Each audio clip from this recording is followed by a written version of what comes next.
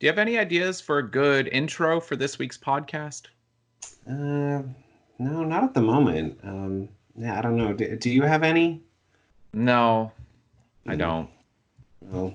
Well, I mean, maybe we should just sleep on it. I agree. I think that's what we should do. We'll just sleep on it because that's good advice, right? That we'll toss and turn and not get any sleep and things will be somehow worked out in the morning. Yeah, I think so. Yeah. Yeah. All right, that sounds good. Hello and welcome to Woeful Wednesdays. Nathan reads a series of unfortunate events. Ignore the tattoo. My name is Nathan. And I'm Tyler. And if you're new to this, we are reading through the entire series of A Series of Unfortunate Events by Lemony Snicket, really by Daniel Handler. So we are on book the ninth, The Carnivorous Carnival, and we are specifically looking at chapters 9 to 13.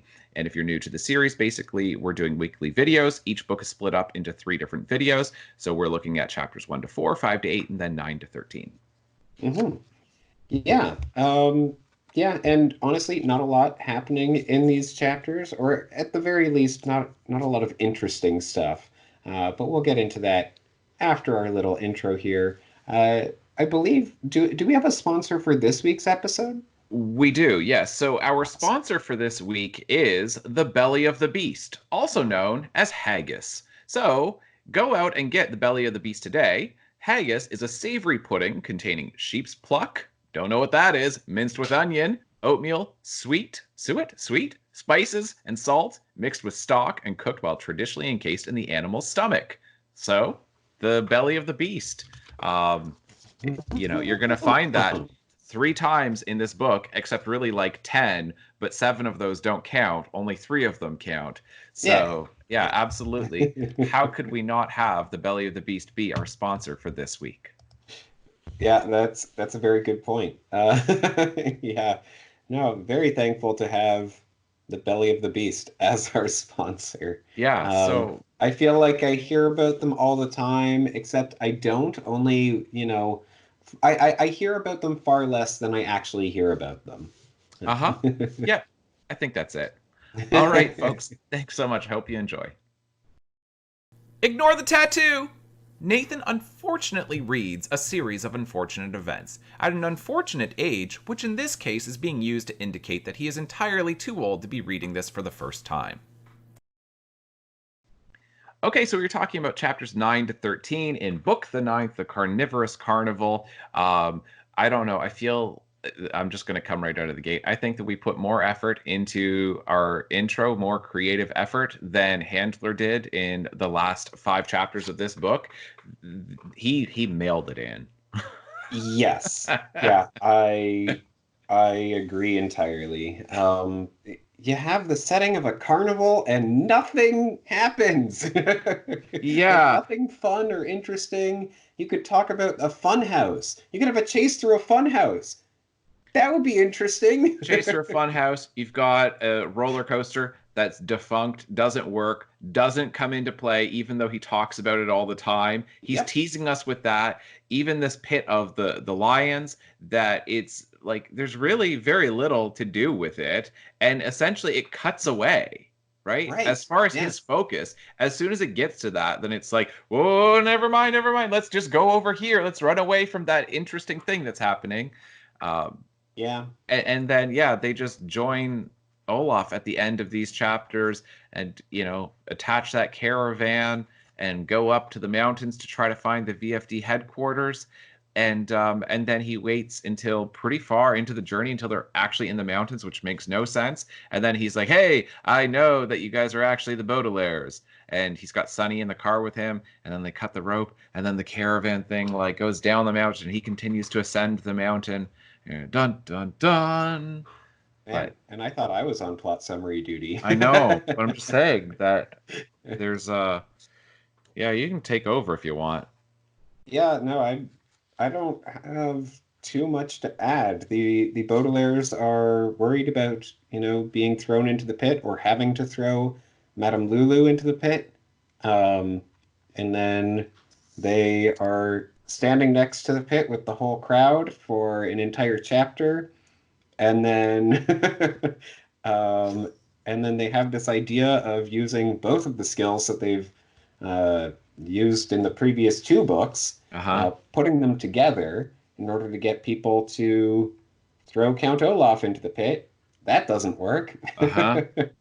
um, yeah, Madame Lulu, as well as Count Olaf's bald-headed um, associate, fall into the pit and are presumably eaten by lions, although we don't actually get to see what happens in the pit, as you mentioned.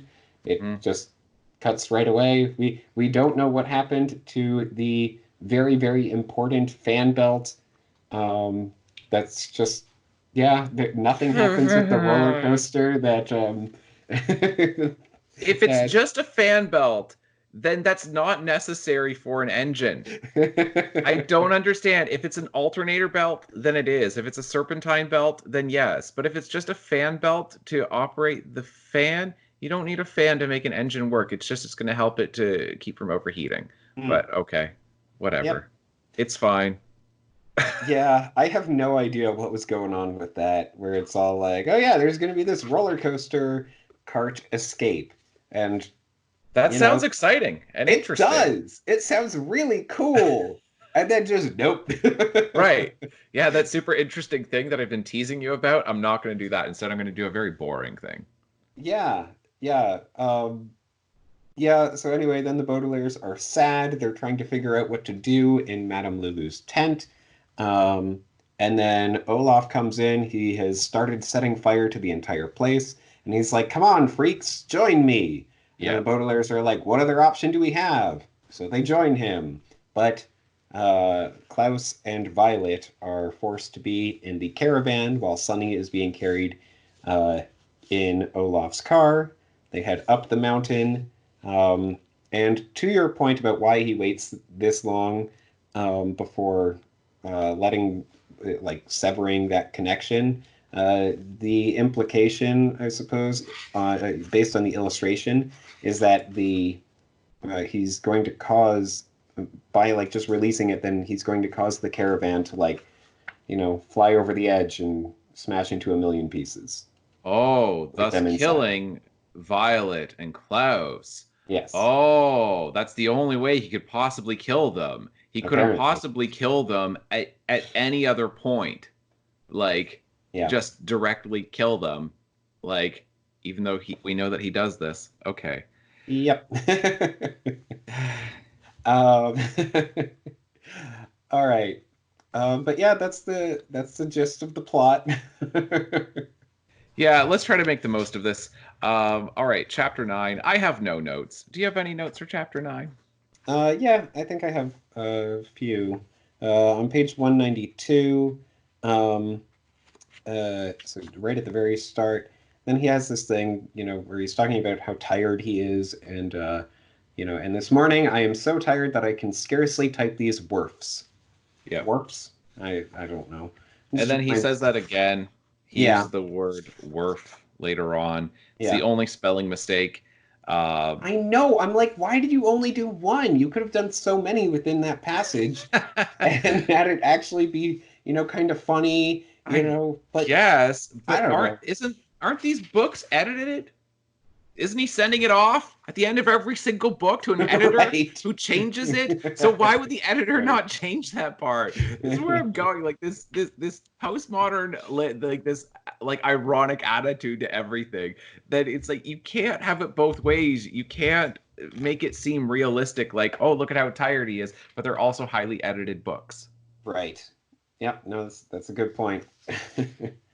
Um, all right. On page 196, toward the top of the page, Sunny says, Ades Cirque, which, if you read it backwards, is crusade. Uh, Oh, that's interesting. yeah, so that is a fun little detail there. But yeah, and we'd get that one other time. Yes, on page 202, I think this is the same chapter. Um, then Sunny says the Subak, which is caboose backwards. Oh, how did you catch this? I I just noticed it. Oh, okay. Cool. I, I don't have any other insight into it. Just like, I kept doing this with like a lot of Sunny's dialogue because sometimes it's meaningful, other times it's not. And so I'm always like, oh, maybe it's written backwards, or maybe it's an Right. anagram or something. And I Yeah. am more often than not disappointed. But this time, Yes.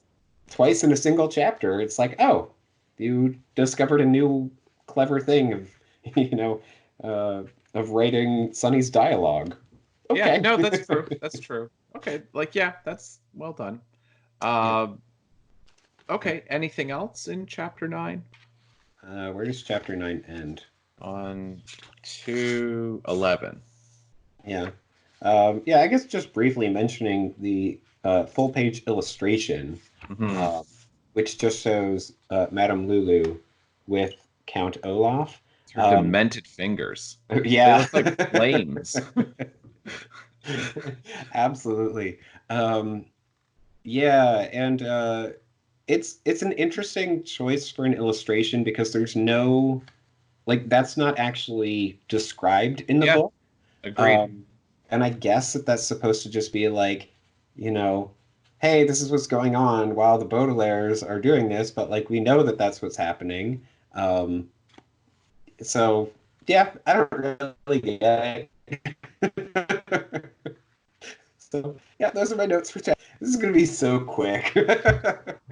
Probably. Yeah. Yeah, I mean, I've got one thing that I guess I didn't write down, but it's kind of a general comment about these chapters, but I think I'll save it for later. So I guess I might as well go first with chapter 10. So starting at the very beginning of the chapter, then uh, oh, I finally caught it. I was so unsure of like what was going on with like the illustration here and the CH that you have at the Mm, bottom, and I finally looked at the top and oh, I see. The lion's yeah. paw like scratched off the CH to chapter, so it just says after 10. Yeah. Okay, Yep. got it. Fun little note there. Yeah, because I was like, what's the CH doing down there? And now I actually caught it. Okay. Yeah. Um, on page 219, Hmm. then and like Yes, this I have chapter is this much more too. interesting than chapter 9. I think it's probably the most interesting chapter in um like the last 5 of this book. So Not saying much, but yep. yeah. um all right, well there's a couple different things here. I guess this was kind of the general comment that I had. So I'll start with that paragraph on that page because it's really the only paragraph that we have there where it says, is again on 219, if you have ever experienced something that feels strangely familiar, as if the exact same thing has happened to you before, then you're experiencing what the French call déjà vu, like most French expressions, ennui, which is a fancy term for severe boredom, or la petite mort, which describes a feeling that part of you has died. Déjà vu refers to something that is usually not very pleasant and is not and it was not pleasant for the Baudelaire orphans to arrive at the lion pit and experience the queasy feeling of deja vu. Okay, so you've got that whole thing. Now, we've already seen that twice before in this book, right? And we talked Mhm. about that in the last podcast. But then it continues on. When the children had been staying at Heimlich Hospital, they found themselves in an operating theater surrounded by a large crowd that was very eager to see something violent occur, such as an operation performed on someone. When the children were living in the town of VFD, they had found themselves in a field surrounded by a large crowd, eager to see something violent occur, such as the burning of someone at the stake. And now they're in kind of the same situation here. So I think I can't remember because you're the one who introduced me to the term. Is it lamp shading? Yes. Yeah. Yeah. That the repetitive nature of these books is essentially being played with here. That he's talking about deja vu. He's repeating this passage about deja vu for the third time in this book, and then going, oh, and if this plot seems familiar, if it seems like we've seen a crowd of people, a mob of people who are chanting for violence before, then that's probably because you're experiencing deja vu and it's not very pleasant. So, going, if you're not really enjoying this and if you feel like you're not getting a lot out of this book, it's not so much that I'm a bad writer, it's that you're experiencing deja vu. And it's like, it's both. Yeah. It's that you are just doing the same thing and there are no stakes as far as these kids. Does anybody think the Baudelaires are ever in danger? Does anybody think that we're getting any answers to anything in book 9? Right. Do you know what I mean? It's Yeah. like obviously we're not going to get any real answers to VFD, one of their if they're one of their parents is still alive. None of these kids are actually going to get hurt or be really put into any real danger, even though they're going to think that they are. And it's just going to repeat itself again and again. And he's going, yeah, but that feeling of repetition, that's deja vu. That's not bad writing. That's deja vu. Uh, I don't know if you have anything to contribute to that, because I've got more to say, but it's a different topic on this page. Yeah, no, I mean, yeah, you hit the nail on the head there. This this is one of the books that I don't have particularly fond memories of, and as I'm rereading it, or as I was rereading it, then I kind of, especially these last five chapters, I kind of realized why, and it's just because, no, it's just not very interesting. It's not. It's really not. Yeah, and so I'm a little bit worried about uh, book the 10th because I don't have very clear memories of that one either. Okay. So I'm a little concerned that that one's going to be a little bit of the same again. But book 11, 12, and 13, I think work really well. Okay. So, yeah, we All might right. have to struggle through one more of, padding the length of this series. That's Because, fine. yeah, because again, he had established that this is going to be 13 books and all that. Exactly. And So, each book is going to be 13 chapters. And so you definitely have chapters in some books that are just filler chapters where nothing yep. interesting happens, but he's trying to get it to 13. And Yes. yeah, and he released these, he published these in such quick succession Yeah. that it feels very much like his creative energy has declined significantly by this point, and Right. that like he's kicking all of the interesting things down the road. You know what Yeah. I mean? It's Yeah. just like, well, I'm going to save that for the last few books. And like, I mean, we've seen this in so many different things before, whether it's like a TV series and it's like, well, we'll tease you with the season finale, Yeah. but we're not going to actually get there. You're going to have these filler episodes in the middle. Yep. Um, so the other thing, though, that's interesting on this page is that he's really focusing in on violence as a form of entertainment, and Mm. he's setting it up as being this awful thing that people like. It's a big consideration in this book, and then he's reminding us of previous books where we've seen mobs or crowds of people who are gathering together to witness something violent, and Mhm. then essentially setting that up and saying like, and isn't that awful, isn't that awful that some people want that. And that's where I feel like he's in such a strange position with these books, because on the one hand, he's teasing the reader saying, I'm going to tell you awful, scary, terrible, horrible things. And then at the same time, then he's like, oh, but if you are interested in violence, and that's an awful thing and you shouldn't be. So I won't actually show you violence. Like I won't depict violence on the page. I Right. won't give you written descriptions of it. I'll essentially turn my attention away from that every time there is violence, because we don't we don't indulge in that. And because he's insisting that this is a real story, so we don't want to do that. And because to me, I think you can make that distinction of, like there's multiple levels of distinction. You could say there's real life violence and witnessing it in person, right? And Mm. then there's reading about real life violence, whether it's in the newspaper or true crime, right? Right. And then there's fiction. So fiction where it's like it's not real violence, it's not depicting things that have actually happened, it's all just pure imagination. And so they're not real people, they're not really hurt, it's just an imaginative process that you're engaging in. And from a level of fiction, then I go, to me, that's the least dangerous of all of these. If you're going to criticize violence and Right. people consuming violence as a form of entertainment, then criticizing people who indulge in fictionalized versions of violence, to me, that's the one that's like should be the safest. Right. You know what I Yeah. mean? Yeah. And I don't really know what his point is here. It's just, are you saying that there's something wrong with you if you want to, uh, if you see violence as a form of entertainment? Um, Right. because then it's like, Yeah. then why do you have violence in these books? But then he seems to have a conflicted relationship with it, because then he's teasing us saying, you don't want to read these books. They're so awful. They're so filled with terrible, dark things. But then he never really shows us terrible, dark things. Right. He's such a tease, and I don't like it. Yeah. It's either, you know, actually go there or don't. I think that it compares in a really interesting way with R.L. Stine, because R.L. Stine gives you exactly what you want as a middle grade reader with Goosebumps. Right. Then he's going like, ooh, enter if you dare, read these if you dare, beware Goosebumps. They're scary books. And you know what? They're scary books for middle grade readers. Yep. These are dark and tragic and ooh, except they're not. So that I'm just like, Right. I hate it. Why do you do this? Why do you say that it's this thing that it's not? And that's what the books do just in general, because they're ironic postmodern fiction. And Mhm.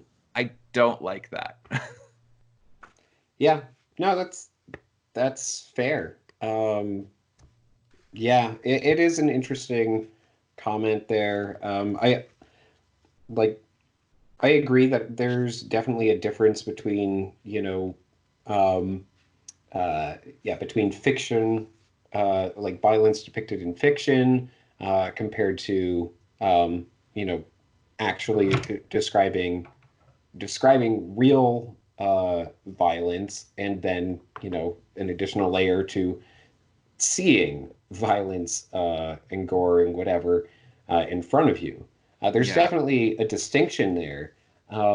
And yeah, you're right that he is in a difficult position of saying that these books are, true events. And so then he shouldn't be, you know, describing the That's uh, exactly it. Because he's setting gruesome up, things. Yeah. the crowd that wants real violence, readers of the Daily Punctilio who want to read about violence. And then Right. it's like, well, he can't be like them. He can't be like that journalist because these are supposedly true stories that actually happen. He Yeah. says it so many times. He even says it at the start of, I think, the next chapter where he talks about Shakespeare and how, this is like not a tragedy. There's a history of the Baudelaires, right? Like as far Right. as categorization. And, Yeah. and so then he's just put himself into this position of like this entire book is metonymical for the entire series, where it's like the part represents the whole. Mm. That um, that on the cover, you get a tease about lions. It's called the Carnivorous Carnival. We have very little to do with the carnival. We don't really get anything to do with the lions. It's set up as being tragic and really dark, but we don't really get to see any of that stuff. And they're all ironic, tongue-in-cheek, facetious stories. And it's just like, but posing as something that's dangerous and edgy, but really not. And Yeah. so I'm just like, this book is just a good representation of the entire series in that way. And like, Yeah. I mean, it's weird because we had a good conversation last week about the middle chapters. Yeah. Yeah. And then And and normally the middle chapters are the worst chapters in the book. yeah.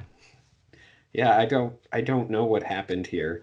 I don't know why he uh, decided, like, I feel like it was a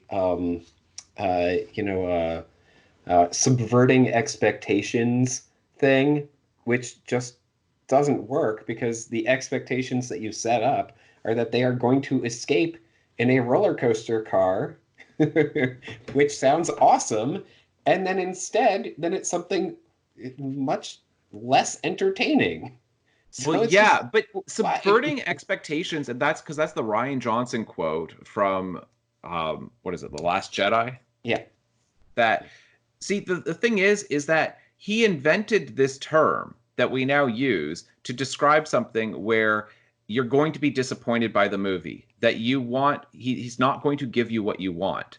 And because the thing is, before we had a twist ending. A twist Mm, ending is surprising. It subverts your expectations because you think right. it's going one way, but then it's totally surprising and really satisfying. Subverting expectations seems to mean that you're going to be really disappointed. It's surprising, but disappointing. It's like, hey, Right. didn't you see how it was going to be exciting and interesting and you're going to love the ending? And we set it up and you're like, yeah. And then it's like, and then I gave you something much worse, much less interesting, much less satisfying. And you're like, you sure did. And it's like, I subverted expectations. And then it's like, yeah, give me a twist ending, but don't subvert my expectations. Right. Do you know what I mean? That's how it feels. It's like a twist ending, but you can't call this a twist ending because it's a twist ending that fizzles instead of Right. pops. Yeah. Yeah. Right? That it's like if somebody set off a firework and then it's like, well, you have expectations that the thing's going to explode and it's going to be loud and there's going to be amazing colors. So it's going to be amazing. And then it just fizzles. And then you're like, that wasn't a twist ending. That, like, I guess it was, Yeah. but you subverted my expectations. I thought it was going to be cool and it ended up being lame. Right. Yeah, that's definitely what this book did.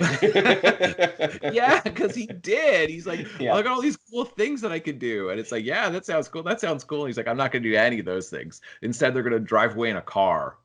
Okay. Like, Yeah. womp womp. Yeah, like my goodness, it would have been fantastic if the board, the uh what do you call it? Like the board that they hold over the pit, diving Uh, board as he yeah, describes it, but the it's like, plank. yeah, the plank. It would have been fantastic if it had, leaned down, like just fallen into the pit, but at an angle, and then the lions come up and start chasing all the people who are at the Oh, there carnival. you go. Yeah, would have been great. Yeah, that would have been great. Yeah, there's a lot of things that would have been great that could have been. Um, Yeah. we'll move on. So then on because I don't really know what to do other than just he seems to be lecturing people in general don't enjoy violence as a form of entertainment. And then it's like, okay, but you're selling these books based off of that. Yeah. So it feels kind of hypocritical of like you're selling that as the sizzle, but Hmm. then you want to lecture people, you want to moralize at them that it's wrong to want that. Yeah. And I'm going, but it's fiction. Right. I'm like, I think you can make the argument over there if you're saying, like, hey, don't go in person and see real people get fed to lions. I'm like, yeah, that's probably true. That's Yeah. probably not a cool thing to do. But Yeah. then it's like, but to tell me that I'm not allowed to enjoy this in fiction, then it's like, well, okay. I guess you're not the writer for me. Right. On page 223, then I'll just read the middle section here on that page. So, well, I guess I'll start from that first paragraph where it says the crowd erupted into laughter, pointing and laughing at the people they thought were funniest. Look at Chabo's ridiculous teeth, or Chabo. I don't know how to pronounce it. I don't know. Anyway, Chabo's ridiculous teeth, cried a woman who had dyed her hair several colors at once. She looks positively idiotic. And we're supposed to go, oh, but she dyed her hair several colors at once. Isn't that an ironic statement? Isn't she a hypocrite? I think Kevin is funnier, replied her husband, who had dyed his hair to match. Oh man, a guy with like funny colored hair, like isn't that crazy looking? I hope he's thrown into the pit. It'll be fun to see him try to defend himself with both hands and feet. I hope it's the hook-handed freak, said a woman standing in the back of the Baudelaires, or in back of the Baudelaires. That will make it even more violent. I'm not a freak, the hook-handed man snarled impatiently. I'm an employee of Count Olaf's. Oh, sorry, the woman replied. In that case, I hope it's that man with the pimples all over his chin. I'm a member of the audience, the man cried. I'm not a freak. I just have a few skin problems. And then it continues on, and it's basically just this consideration of, beauty being subjective and Mhm. that we all have imperfections and flaws, and that we shouldn't be mocked for that. And just as you wouldn't want somebody to mock you for your physical appearance, you shouldn't mock other people for their physical appearance and calling them freaks and all of that. And that it's a very subjective thing to determine what is abnormal and what's normal and what should be mocked and what shouldn't be. But ultimately, the conclusion seems to be don't make fun of anybody for the way they appear. Right. Yeah. So it's very standard middle grade theming, like Yeah. a theme that you would see in middle grade, which is fine. It's Yeah. fine, but that's where I'm going. You're selling these as being edgy, and then you go and do this totally down the middle, like moralizing of a completely uncontroversial thing to say. Right. Yeah. Yeah. No, Which yeah, I agree. it's so tame. that's what I think I don't like about these chapters, is they're just the tamest chapters imaginable. Um, Yes. Yeah. and that's what I think ends up making them boring. And then on page 224, then, and I mean, I could have picked out a bunch of different instances of this, but starting in the middle of that page, it says, "You will," Count Olaf promised. "We're going to have the choosing ceremony right now. The names of all the freaks have been written down on small scraps of paper and placed in the box that these two lovely ladies are holding." So you've got this choosing ceremony, right? And even him calling that, I just wrote down that it's such a trope of young adult, but not so Yeah. much middle grade. And so I'm wondering if that's kind of like a whole, hey, you're getting to the end of middle grade. You're going to Mm, start reading young adult. Let's start introducing some of these tropes that we see in young adult literature, not so much in middle grade literature. Because young right. adult has got so much dystopian fiction, and there's so many prominent examples, and even not just dystopian, right? Because you like even in fantasy, like obviously the Harry Potter with the Sorting Hat, Right. Yeah. and all of these different examples like Divergent and Hunger Games and all of that, which some of that stuff came after this. Mhm. But we're going back to Lois Lowry's The Giver, which I guess is it's in between middle grade and young adult. I don't quite know where it fits, but there anyway, I'm just saying that it's kind of an interesting thing to introduce that because it feels a little bit like introducing a trope that you'll see in young adult. Yeah, that's really interesting. I hadn't picked up on that, but yeah. Hmm. Yeah. I like that note. Yeah, I think maybe there is something to that. And that's, I think, the most interesting thing that's happening in these chapters is that whole thing is he's kind of teasing us now with this trope that you don't typically see and that we haven't seen so far in these books as the reader is aging up, as the books are getting longer and more complex, then it's effectively acting as a gateway into young adult literature to encourage kids to keep reading, but go and read something that's for a slightly older audience. Hmm. Yeah. That was all I had for chapter 10. Okay. I just have a general note that's basically the majority of chapter 10 as well as chapter 9 and ended up being pretty relevant for the for the rest of these chapters, which is just that he's talking about how like these things how about stalling and about how Count Olaf is building suspense by like I'm unfolding the paper once. And it's like, yeah, okay, I get it. You're building suspense for like 3 chapters. And then, you know, and then yeah, once we get to the interesting thing, it just cuts away. I think um, that's the problem is I could tolerate it to some degree if we got somewhere. right. Yeah, and so as I'm reading these, then I remember, I did remember that like, nothing happened with the roller coaster car or or really much with the lions. And so Yeah. me reading it again, and I'm just like, ah, this is boring. I Yeah. just want to get through this. Yeah, I mean, we've talked about it a lot with when we were talking about Stranger Things 3, right? But talking about the Right. Poochie episode of The Simpsons of Milhouse just getting so frustrated when they're watching it, where it's the Itchy, they're watching Itchy and Scratchy on television, and because they're introducing this new character of Poochie. I'm just saying this for people who are not familiar with this. They're watching Itchy and Scratchy on TV. It's a show within a show on The Simpsons, and then the show is introducing this new character of Poochie. It's supposed to be so exciting, and they're driving down the road and it's like fireworks factory like 20 miles, fireworks factory 15 miles, fireworks factory 10 miles, and it's like, whoa, oh, that's like for a kid, a fireworks factory, boy does that Yeah. sound interesting. And then like they meet Poochie and it's nothing to do with the fireworks factory, and then Millhouse just gets so frustrated, he just is like, when are they gonna get to the fireworks factory? That's how this book feels. It's just Yeah. like you introduced all these cool things. You would Yep. like, how do you introduce cool things but none of them happen? It's sort of like if in a book, like you go into like, I don't know, it's sort of, let's say in The Matrix, Neo goes into the like to the armory where he can choose all these weapons, and then he just ends up choosing an umbrella. You know what I mean? It's just like that's the Right. least cool thing that you possibly could have done. You could have done anything to do with any of these cool things, and then you choose the dorkiest thing possible. Which Yeah. is that they're going to ride in a sedan or a station wagon. No, it's a sedan. Like, oh, great. Yeah. Yeah. No, absolutely. All right. I guess moving on to chapter 11 then. Sure. Why don't you go first? All right. So just at the very beginning of chapter 11, you had kind of mentioned this reference to William Shakespeare as well.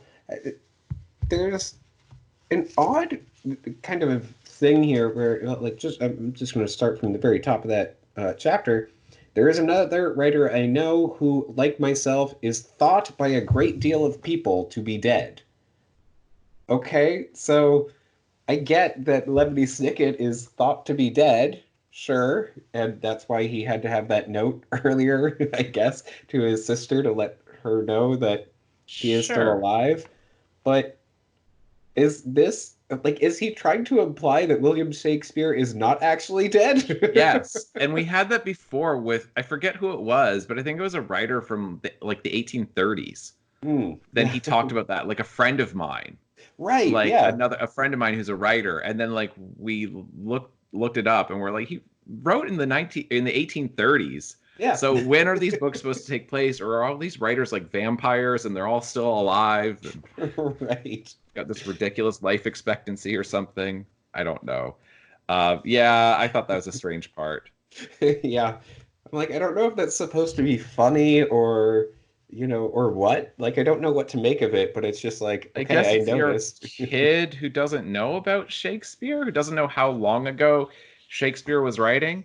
I mean, I've said this before. I don't know if I've ever mentioned this on the podcast, and I hesitate to do this because I genuinely don't like mocking my own students, even when they do things that are really funny. Like, not publicly. I might, privately kind of giggle about it, but I don't, I feel like it's not fair if somebody is genuinely trying to learn and they're just not there. Do you know what I mean? Like Yeah. it doesn't feel right, especially as a teacher to do that. Yeah. Um, but I did have one student and he was in grade 10 or 11 and we were watching a Shakespeare film. It was like Baz Luhrmann's version of Romeo plus Juliet with Leonardo DiCaprio and Right. Claire Danes and yeah, a bunch of other like prominent actors. I think Paul Rudd's in that. I'm pretty sure. Hmm. I'm pretty sure that he is. Okay. Uh, yeah. Anyway, It's not a good rendition of the play, you but don't like Romeo plus Juliet? no. Yeah, I know a lot of people hate it. I really like it, and I don't know why I do, because it's not my kind of movie, but I really like it. I Okay. feel like because I grew up in the 90s and having like garbage play in the song, like the band garbage, like alternative 90s music and all these, yeah, iconic things that I associate. Anyway, but in that movie, then like after class, the kid came up to me and he's like, "So did Shakespeare direct this?" And then I just and I couldn't like I wasn't gonna laugh, but I couldn't help myself. I'm kind of ashamed. I was like, no, he didn't write that. He was actually directing a Batman movie at the time, and he's like, oh, okay, because he's kind of like a dude, and I couldn't help it. I should have, you know what I mean? But I don't know how Yeah. he explained. He died 400 years before this. Right. Like I don't quite know how you do that without making the kid feel dumb. Yeah. So I was just no, he was busy doing a Batman movie. Oh, okay, got it. And he So bought that. yeah, so I mean, for Okay. for kids who are looking at this and like they might not know how long ago Shakespeare was alive. I guess that's fair. Yeah. So Now I'm imagining, some kid reading this, and then once they start studying Shakespeare, then they're like, I know that you think that he's dead, but I read that that he's still alive. that's exactly it. Yeah. Okay, so I only have one other note for this chapter, and this is at the very end, page 253. Um, I'm just going to start with that first sentence. If I close my eyes as the Baudelaire orphans closed their eyes as they stumbled away from this unfortunate event, I can imagine that the fan belt, like the old man and my former associate Olivia, fell into the pit that Olaf and his henchmen had dug and ended up in the belly of the beast. Um, so, Yeah, so he doesn't know what happened to the fan belt, despite him searching apparently all over and then going somewhere else and then coming back and searching all over again. That's how he describes it. Um, but we're putting that aside. So Olivia is one of his former associates, again, just reinforcing this whole idea of everybody seemingly being a part of this Yeah. organization. Yeah.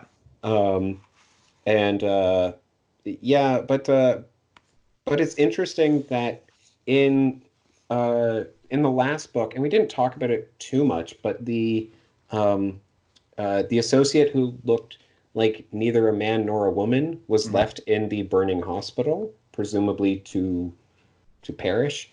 Um, and then at the end of this book, then we're getting the bald man, uh, perishing by way of lion, um, only to be replaced by all the freaks of the carnival. Yes.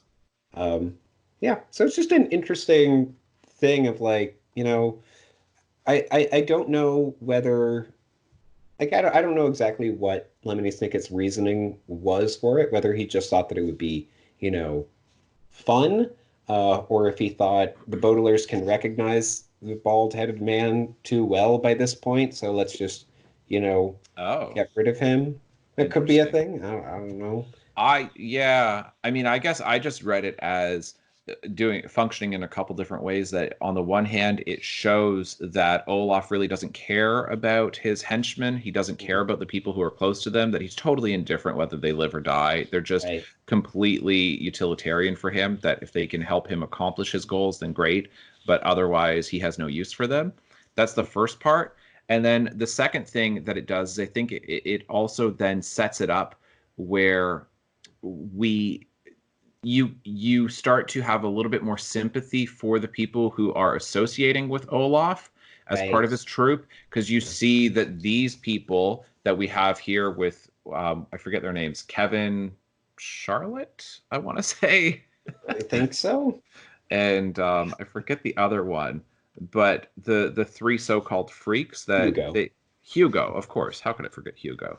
So they join his troop, and you understand why, because it's like, oh well, they had a completely miserable life before this, and it's kind of the lesser of two evils, that they were suffering and they were victimized in a lot of ways, and that he's offering them a slightly better life, or in fact a much better life, but it involves this moral sacrifice. But they were already dehumanizing themselves, Mhm. for like the pleasure of the crowd.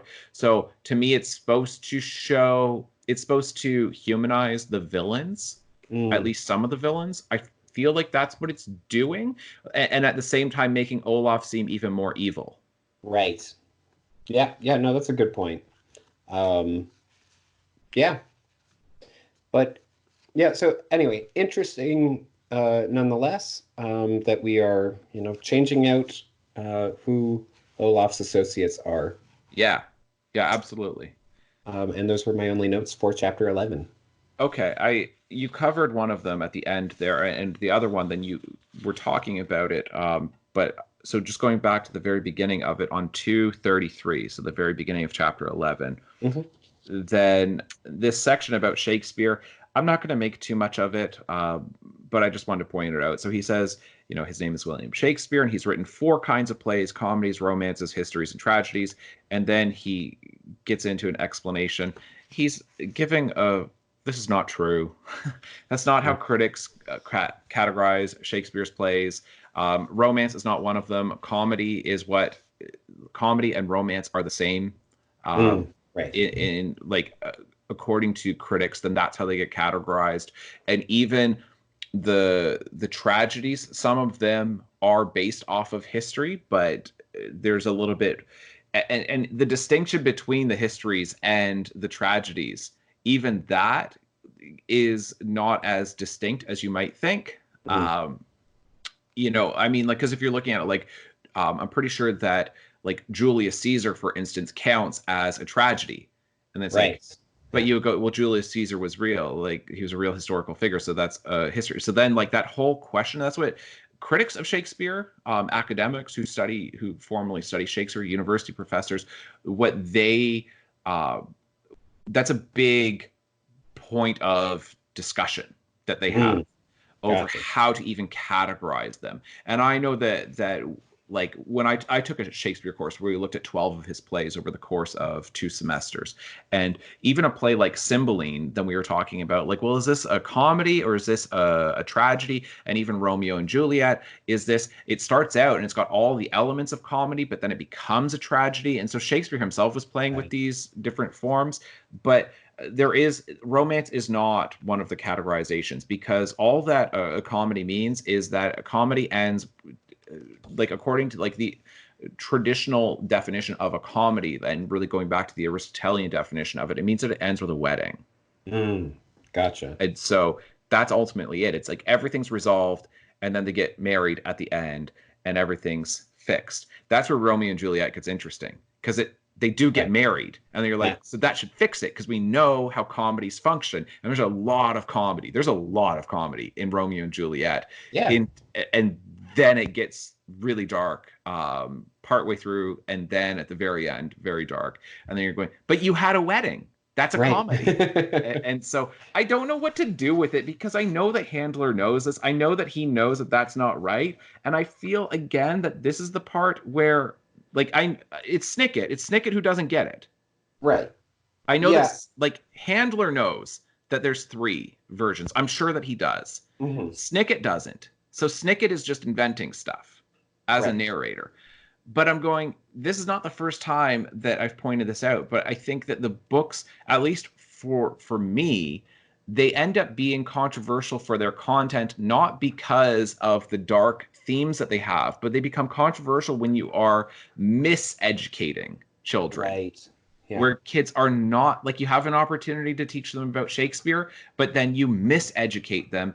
And then, because I've had this happen to me, I don't know how many times in my teaching career, where students have learned something, but they learned it wrong from either a parent or a teacher or something they looked up online. And then teenagers can be incredibly smug. So then they will then assume that I'm wrong as the teacher because they read it in a book. And what do Right. I know? I'm just a dumb teacher, but I read it in a book. And that's where I go, I don't have a problem with him doing this with comedy. And I've said it before, as far as adults in comedy, I have really like no boundaries. Like Yeah. there's nothing that's off limits. It's just either to your taste or it's not to your taste as far as comedy. But for children, I feel like you need to be a little bit more careful there, Yeah. because they're less discerning. They don't have fully formed brains.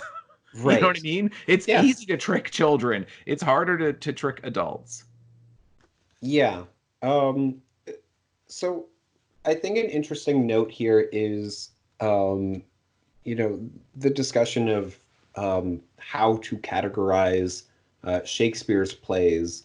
Um, um, then that could be um, somewhat applied to this series as Yeah, well. totally. Where it's, well, are they tragedies? Are they comedies? Are they, well, He's in, yeah, no, you're absolutely right that there's a playfulness, and I think that that's a good point to bring up, that it is something of why he's mentioning this here, mhm, because just as Shakespeare played with genre, and this is, I think, in part where, like, how much I hate genre categorizations, yeah, because I'm constantly saying that that's a marketing concept, that is not a yeah, creative concept. And there's so many people in publishing and in the entertainment industry in Hollywood who don't understand that. They think that marketing is the artistic side of it. And then if you right, look at somebody like Shakespeare, then Shakespeare understood expectations of genre and then played with them. And to yes, me, that's what a good artist or writer should be doing, is you should be playing with the conventions of genre. mhm, Like, you don't have to, but don't think that if you meet all of the criteria for genre fiction, that you've somehow accomplished something brilliant because you followed a list of like a recipe, essentially. You know what I yeah, mean? That's yeah, not successful necessarily. And because you add in something that doesn't belong there, doesn't mean that it's unsuccessful. right, And so yeah, like Snicket is setting these up as being tragedies. He's yes, constantly saying it's a tragedy, it's a tragedy, it's a tragedy, but mhm, they're really comedies. yes. And then you also have The the history. history part of Yeah. it as well, where it's a faux history, Yes. which incidentally is, what Shakespeare tended to write. Yes. Yeah, Um, absolutely. Yeah. A so lot of it's just invented by Shakespeare. yeah. And then beyond that, um, like the romance element, then we've seen a touch of it with Hmm. Violet and Duncan. But Yeah. then you could look at it too, and it's like, ooh, Esme and Olaf. Right. Ooh. Yeah. So yeah, I honestly I don't know why he brings up romance here if it's, like not a recognized uh genre for Shakespeare, and it certainly doesn't seem to really be a thing in these books. Um, Yeah, I don't get it's it. I don't I know. mean, even Snicket, the way he describes it, essentially is conceding that he doesn't know what he's talking about. He says Right. comedies, of course, are stories in which people tell jokes and trip over things, and romances are stories in which people fall in love and probably get married. Like, I don't know if that Right. probably happens. I don't know. I don't really know about romance. And it's like, yeah, that's because there are no romance Shakespeare plays because it's not a thing. And it's like he doesn't really know what's happening in romance either. Yeah. Um, and then, yeah. And then like he has that interesting mention of King Lear because he's like it's usually not much fun to watch a tragedy whether you're in the audience or one of the characters. And out of all of Shakespeare's tragedies, possibly the least fun example is King Lear. But that's considered to be maybe his best tragedy, and it's the Right. thing that people want to play more than anything else would be to play King Lear. And it's just he takes the best example and he's like, well, that's the one people hate the most. And it's like, yeah, it's funny if you understand Shakespeare, and Right. if not, then there's no joke. If you're a kid reading that, is there anything funny in there? Nope, don't think so. I don't think so either. So I don't really understand. He's definitely talking to adults who would understand this stuff, but Hmm. um, I don't know. I think that the best jokes in children's fiction, like for children and adults, are ones where kids are laughing and the adults are laughing for a different reason. Yeah. But if you're only getting the adults to laugh and the kids don't even know that it's a joke, to me, it's not a clever, well layered joke. And if the kids are laughing and the adults are just kind of rolling their eyes, that's not that strong either. But if you can get a good joke where there's multiple levels to it and it becomes funnier over time as you mature and you Mhm. learn more and more, like that you go back and you look at it. And I mean, we've talked about it many times, but Pixar is so good at this, probably Yeah. better than anyone else, like any other production company or individual writer, of those jokes that are well layered. And as a kid, you watch them, it's really funny. You grow up and then you go, whoa, there's a lot more to that joke than I thought there was. Right. Absolutely. Yeah.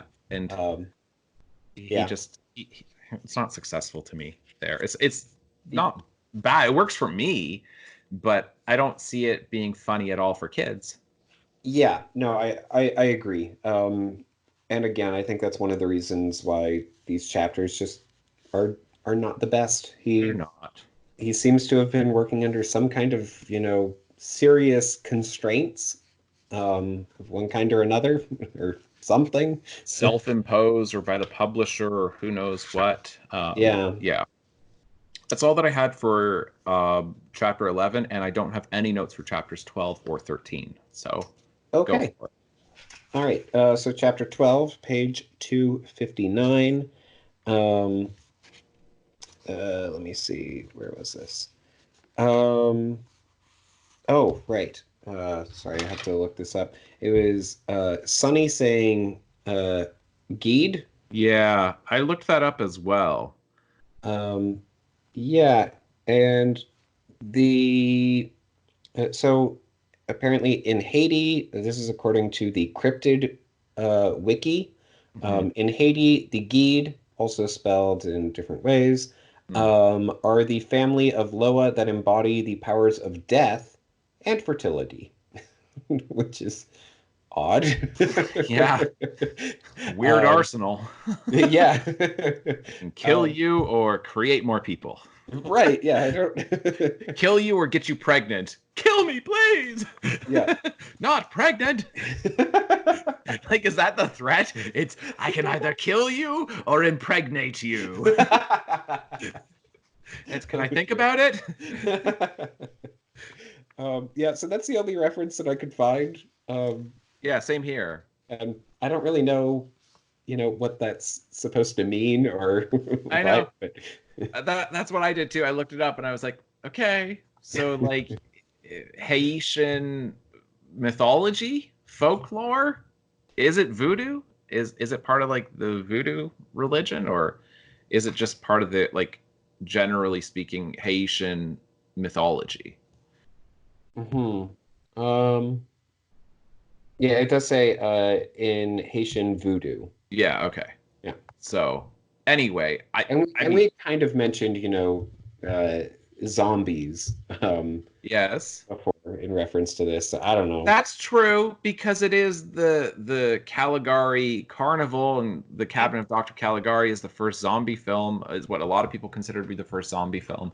So Yeah. maybe that's why he just threw out that little reference to voodoo there, Yeah. really subtly. I wish that Sonny said it at some point where When it it made would, more sense. yeah, like either something about somebody getting pregnant or somebody dying, you Right. know, Yep. like then it would have been relevant, but instead it's just, yeah, like I Yeah. say, I feel like it's worth mentioning, but the South Park episode where they make fun of Family Guy, where it's just the dolphins grabbing random pop culture like balls from their like tank and then just Yeah. like plopping them out like it's the lottery, like just like a big tumbler. And it's just like, who's got Geed, Haitian voodoo god of fertility and death? And it's like, great, put it in the book. Why? I don't know. It just came out of the machine.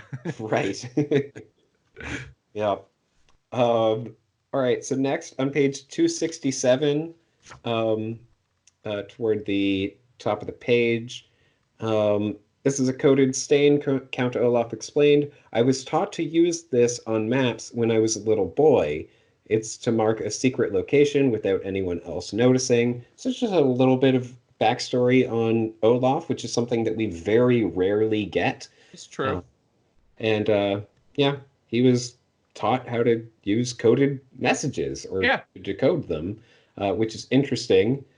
The other note here, I don't know if this is what Handler was going for, but the more I look at it, the more I think that it probably is, with Esme saying, "A small brown stain? You saw that this morning." Is is I think that's an underwear joke. I think so too. So Yep. it's just it's would definitely go over most kids' heads, but well, Probably. most people's heads, I think. But Yeah. yeah, Yeah, I don't he know. has Handler has not really been crude like that in these Hmm. books. So if that is the like what he's doing there, which I suspect it is, then it's kind of odd because that's not the Yeah, type of humor that we've had at all. yeah, agreed. Yeah, I mean, we know that Count Olaf is a messy person, so it could just be a coffee stain, It but could it be. seems odd that, Esme would describe it as a small brown stain instead Yes. of a coffee stain. Yes, So, exactly. Exactly. yeah, that's my only note there. It's just kind of weird. And I don't know. It is. It is. All right, next on page 272. Um, let me see. Where was this? Uh, I'm so sorry. Oh, yes, this is just the moment when the Baudelaires throw the torch into the tent. Mm, Um, and so they've actually acted with malice intent to some degree. Um, I mean, like prior to this, then they've been, saying how different they are from Olaf, that they would never do such things. And now that they're put in this, uh, impossible situation, they are actually acting. They are setting a fire, which is what started all their misery in the first place. Um, yeah. I Is it wish that there was more there, um, to like a mention of, you know, the children would never have expected that, they would be starting fires considering all the trauma that a fire had caused them. right? Uh, Something like that, I think, would have Sure. worked really well in, Yes. really hammering home, like, yeah, what if there's like, a family here, and then the parents end up dying, and then there are orphans made because of this fire. Yeah. I I think that it could have been, and I don't think that you need to go that far, but just a little something more to really emphasize it. He thinks that he's saying something profound here, that this is like that somehow they're feeling morally compromised by participating in this, but Hmm. ultimately their actions are meaningless. It's wouldn't this tent burn down anyway? Yeah, that's true. That's why I'm like, oh, it's so lame. You Hmm. want to make it seem like they are now morally compromised because of this, and they're all confused and they're torn up about this. But it's exactly as you said. He could have done this if he had guts, if he actually Yeah, got them to set a fire in a place where it actually endangered people, or at the very least, to set a fire in a place where it would not have burned if it were not for them. But in right. this case, it sure seems like the entire thing that the flames from the other tents are going to come over and they're going to latch on to this one and it's going to burn, or somebody else from his troop is going to ultimately burn it. That you're not really doing anything. Their actions are irrelevant here, but they're hanging on to them like it's so heavy to deal with this. And Right. it's to me, it's tiresome of this whole, oh, we're just like Olaf. And it's like, not even a little. Right. That's, if you want to explore that theme, I think it's a really interesting theme, but actually Yeah. explore the theme. Go all the Yes. way. Stop this half measure approach to it. Yeah, because Olaf knows that they are the Baudelaires, and Yeah. it would be very compelling if he said, if you want to join me, you have to set the fire. Yes. Then that would be like, oh man, okay, that's a Right. really powerful moment.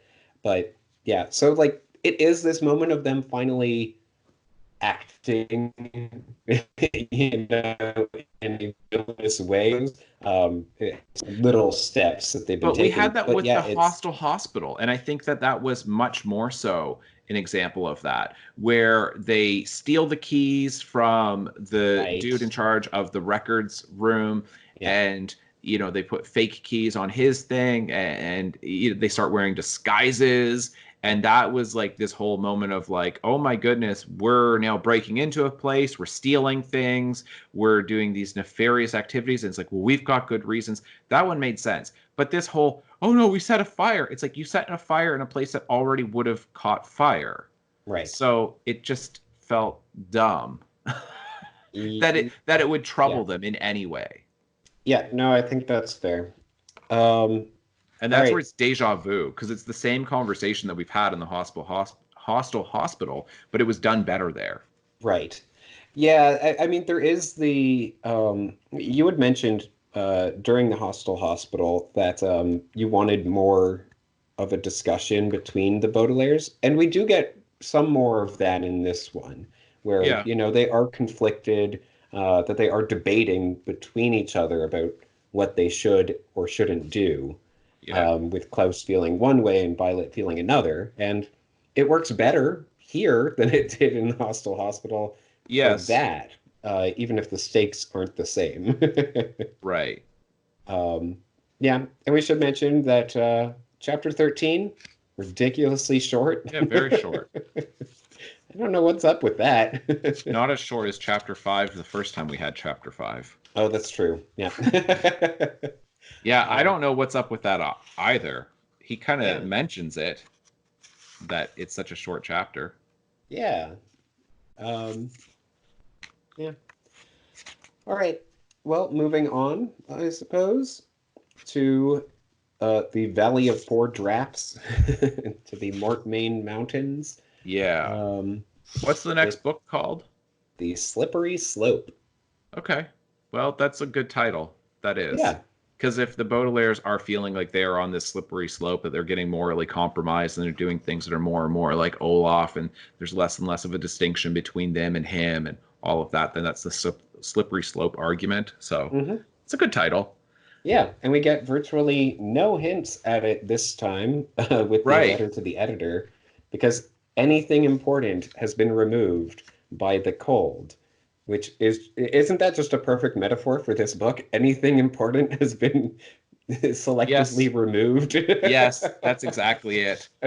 Um, the other thing that I wanted to say, I guess, that we didn't talk about, because we didn't talk about the fact that, like, we mentioned the fact that the bald man gets eaten by the lions, but we didn't really mention the fact that Lulu gets eaten by the lions. Mm, But um, as like it is sad, I'm sure for them. I'm having trouble feeling sad over these one-dimensional fictional characters. right. But for the Baudelaires, this is presumably sad that her real name is what, Olivia? Is that right? Yeah. Um, but she did give them up. We Right. find that out by the end of this book that Yeah. she told Olaf they're actually the Baudelaires. So when she gets eaten by the lions, then the callous part of me, because they are fictional characters, okay? Listen, people, it's fictional characters I'm talking about here, that I'm Yes. like, Mousers are right. You know? Yeah. A little She bit, like yeah. betrayed them knowing that like he's probably gonna kill 2 out of 3 of them. And if she like shut her yap, then they probably would have been okay. But she's effectively, for an unknown reason, choosing to side with Olaf is helping murder 2 children. So then it's like when she gets fed to the lions, and I'm like, good, Yeah. good, because she's made her choices in life, and who Yeah. cares about her? Yeah. Instead of it being like, like, oh no, poor Lulu or Olivia. Like, we don't need, like, she just betrayed you. Right. Yeah. Lemony Snicket is definitely more upset about this than he makes us feel. Absolutely. Absolutely. Yeah. But yeah, so the slippery slope, book the 10th, we are getting there. We are getting there. We're almost to the end of the series. We're well into the last third of it at Yep. this point. Yep. So yeah, so that we'll look at chapters 1 to 4 next week. Yep. Do your readings and yeah, join the discussion below if you have any additional notes for the chapters we just read. Yeah, especially if you loved them. Let us know. Change my mind, because I don't get it. I did not enjoy these chapters. But yeah, we'll move on. All right, folks, thank you so much for watching, and we will see you next time. Bye. Bye. Ignore the tattoo! A phrase here which means like, comment, subscribe, and share this podcast across the web. That may seem like a strange definition, but in this context, it is entirely accurate.